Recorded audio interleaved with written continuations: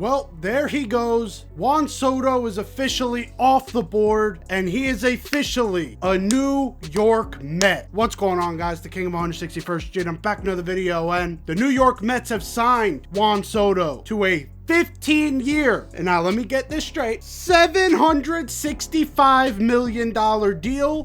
Has escalators to bring it to an $800 million deal. Now I'm here a little depressed and a little bit disheartened because some of the Yankees backup plans have now come off the board. We'll get to that a little later, but I'm not coming here frustrated. Why? Because I know the Yankees did their best. I know the Yankees came into this negotiation being competitive. Why, you might ask? Well, the next report coming out says the Yankees' final offer to Soto, 16 years of $760 million. What can I say? The Mets have the money and they are willing to spend it now. They are now a team that is vying to try and go for a World Series, making it to the American League or to the National League Championship Series a season ago, coming up short in Game 6. Their team looks pretty good right now, but I don't understand why everyone thinks they're automatically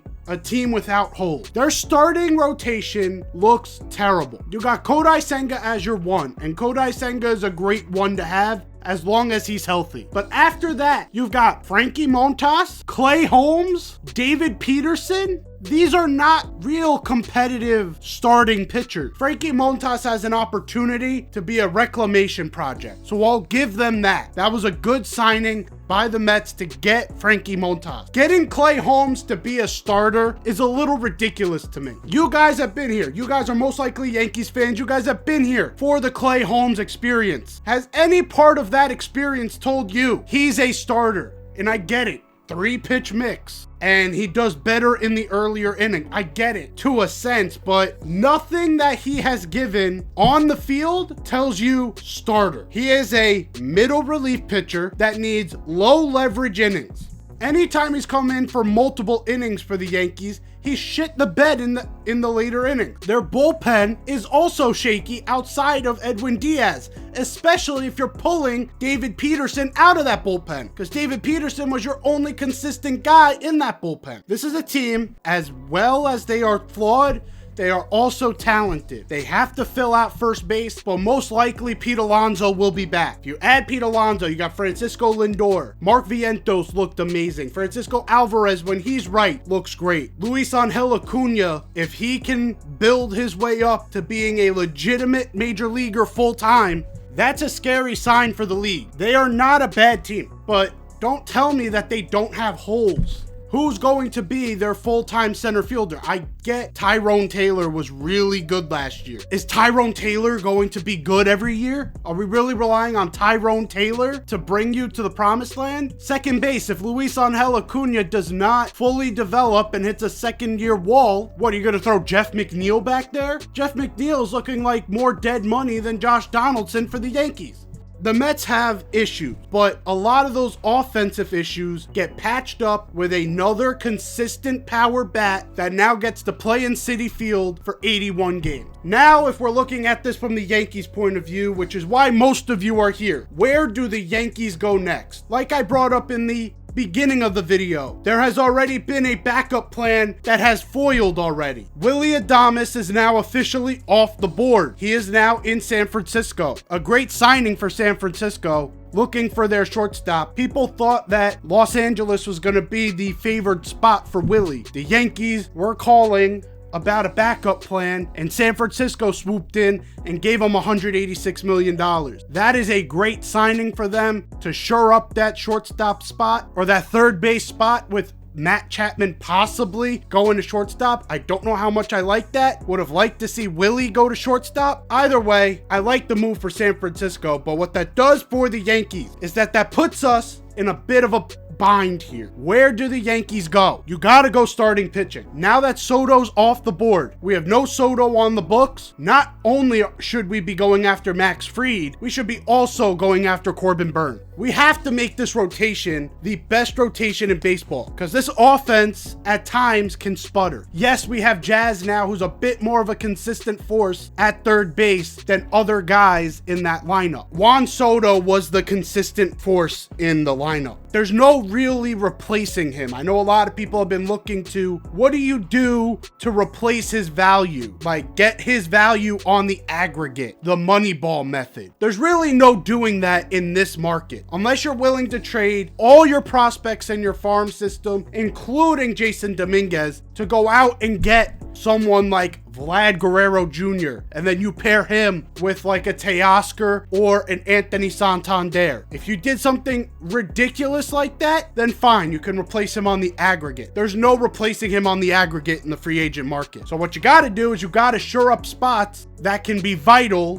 to winning a championship. And what is that? That's pitching. Pitching, pitching, pitching. We score more runs than you, and you don't score any runs. Corbin Burnes is a perfect candidate for that. Max Fried is a perfect candidate for that. After that, you gotta find another right fielder, or you could look for center field. My concern with the Yankees is that they have been looking in on guys like Byron Buxton. Although I love Byron Buxton is one of my favorite players to watch. He's never on the field for you to watch. If he plays center field, he doesn't play because he's always fucking injured. We cannot handle that anymore. We've had the injury bug on this team. This team cannot handle the injury bug. So to me, Buxton is off my board. If you want to just keep Judge in center, like I said, there's Anthony Santander, a switch hitting hitter from Baltimore who's killed us in the past. He would be a cool player to have. He's consistently giving you 30 to 35 home runs. Doesn't give you the high average that Soto did, but he's able to produce the power. Or you could go to Teoscar Hernandez, 2024 World Series champion, a Yankee killer to get him off the board, a righty, but also mashes in Yankee Stadium, which is notoriously a left-hander's park. You look at either one of those two, and then you work from within the farm system. Jason Dominguez is taking over left. Caleb Durbin is most likely taking over second, unless you were to do a Bellinger trade. I've already brought up a Bellinger trade, so I'm not gonna talk about that here, but there's ways you can make this lineup consistent, but not as impactful as with Juan Soto, and still have a chance to end up in the same spot, or maybe even better than we were this past year. And it's pitching, pitching, pitching. You go for those starters. You go to the bullpen. You look at Tanner Scott and you say, hey, we'll give you a big 3-year deal. Come to the Bronx. Be a left-handed stud to pair with Luke Weaver. If you could be locked down from top to bottom and then figure it out offensively, because you still have multiple pieces. Aaron Judge, Jazz Chisholm. If Anthony Volpe can show his World Series form, that's a guy that I would fear if I'm other team. Giancarlo Stanton. You can go and sign Christian Walker. Now that's another big bopper in that lineup. There's a lot of different ways you can go to make this team contenders. It's tough right now. If you're a Yankees fan, it's going to hurt. It's going to sting. The Mets and Steve Cohen have officially beaten out the Yankees on a contract deal. This really has never happened in baseball history. So it hurt, but I don't think it's the end of the world. And if we're going to discuss what the Mets did, look, I would have been ecstatic if the Yankees signed him to that $760 million deal. But now that he's not on the Yankees, you kind of look at it and you cope a little bit. That's really what I'm doing with this. Is it worth it to have a guy going into his age 39 season on $50 million a year? And most of you would say, well, we'd have him from 26 to 33 also. What happens if you're not able to build a competitive enough lineup because you have him strapped into that contract? And now if they also go after Pete Alonso and they go after someone else, right now they're gonna start penny pinching. And you saw what they did with their rotation. They already are starting to penny pinch, and maybe Steve Cohen and David Stearns are really good at penny pinching. Some teams are that good in that department. If you look at the Yankee situation, is Brian Cashman the best in the game penny pinching? When you talk spread the wealth, he's not the best going, oh, you're a low value player. You can come here and we can make you into a high value player. Outside of relief pitchers, he's not that guy.